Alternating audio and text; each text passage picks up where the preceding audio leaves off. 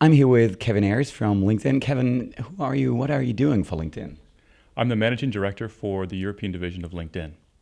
Okay, good. So you're working for LinkedIn, a social business network. So what's the story behind LinkedIn? When was it founded and so on?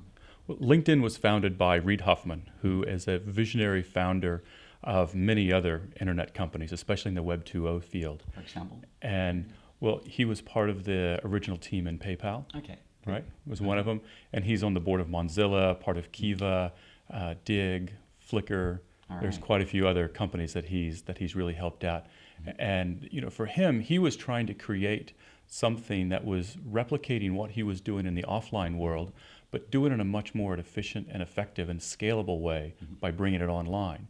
And as an entrepreneur, the key is you want to network or socialize your ideas with as many different people so you can get knowledge and information to better yourself and then further the idea that you had.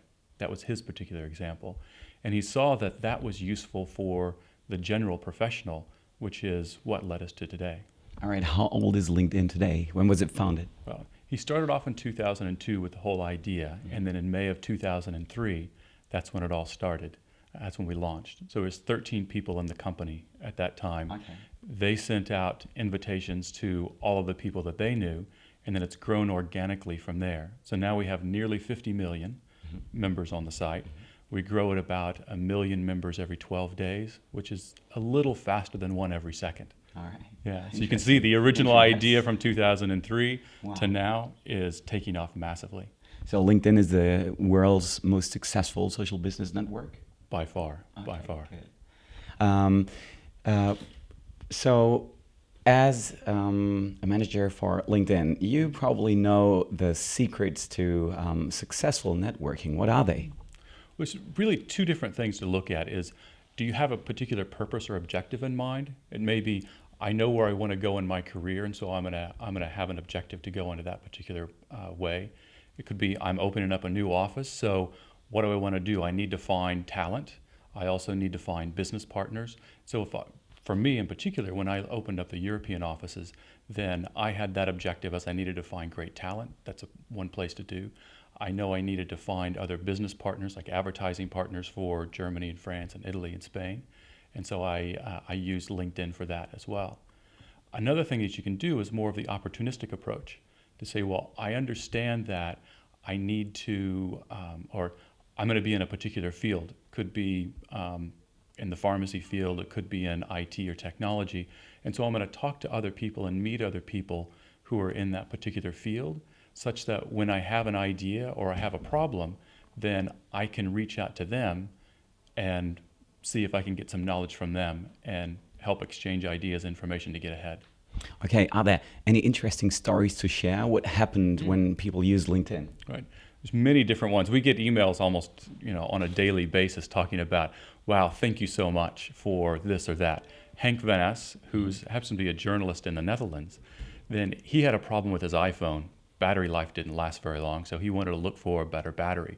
And he reached out on LinkedIn and ended up finding a supplier in China for batteries that had much better life. He brought those in, just put up in a status update, this is a new battery that I got, iPhone's lasting much longer. People started saying, hey, can I get one of those? Can I get one of those? He ended up starting a small company selling iPhone batteries online. Right? So that's one example. We have another one. Actually, I met Ian Crawley at a party and said, hey, what do you do? I said, I work for LinkedIn. He said, oh, thank you so much. I have found, he was a freelance journalist, and he had found the last 3 positions that he had through LinkedIn. All right. Right, that's another Not too one. bad. And then Liz is another person that had wrote into us. She was coming back from maternity leave. She was a PR consultant.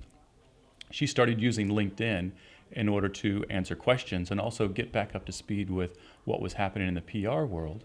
And so she started answering questions and participating in groups. Other people started seeing the expertise that she was contributing and then wanted to bring her in as a consultant basis. So just by showcasing her knowledge on the network, it opened up new opportunities. And so instead of going full-time employment, she started her own PR consulting firm. Okay. And why should I use LinkedIn? Why should I not use XING? XING is a German business network. Why should I prefer LinkedIn over XING? Well, I think one of the things there's many different things that LinkedIn provides, one of which is global coverage. As I said, over approaching 50 million members. We're approaching 12 million members in Europe. So part of that is just the breadth of knowledge that's there. I mean, one of the things that the recession has proven to us is that we live in a truly global economy. The problems that we have are global. The solutions that we have are going to have to be global as well. And this is one of the things that LinkedIn will provide as an audience to the global economy. Other things is from an innovation standpoint, you see that LinkedIn is typically first in the different innovations that we have, especially with Reed being one of our founders and actively involved in thinking about what's the next generation plugged into Silicon Valley, plugged into Davos, plugged into other parts of the world. Then this is where a lot of the innovation happens. So applications with groups, with different content sharing, then that's another one of the things that we have. And it also comes down to the quality of the members that we have on the site. I mean, typically it's 80% of the members are university educated, 50% of those are decision makers.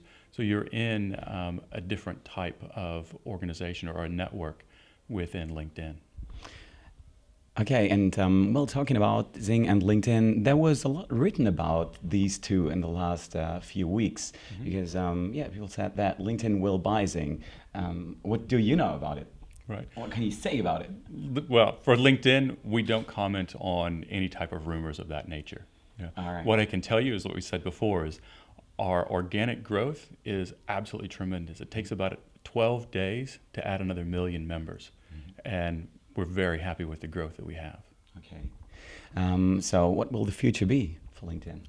Future, we see, again, more expansion into different countries. India right now is our fastest growing country that we have. The Netherlands is one of the most connected countries we have in the entire world. So we're looking at opportunities in those different markets right now.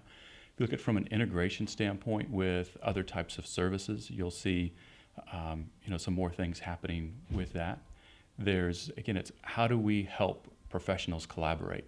That's really one of the things that we're doing more and more of all the time is how can we have more professionals on, give them better access to tools so that on a daily basis they can exchange ideas and information to help them be more productive and ultimately more successful in their careers.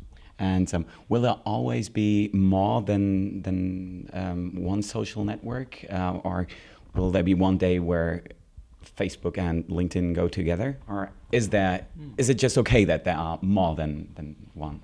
I think there's a very big distinction between professional networks and social networks. Just like in our daily lives, we typically keep a distinction between our business life and our social life. Then you'd have the same type of a thing on a business standpoint or for a networking standpoint. I think our context that we think about is, so if you go to a party with your friends, then you're going to have certain discussions, you're going to be able to tell certain jokes. So the context is in a particular way.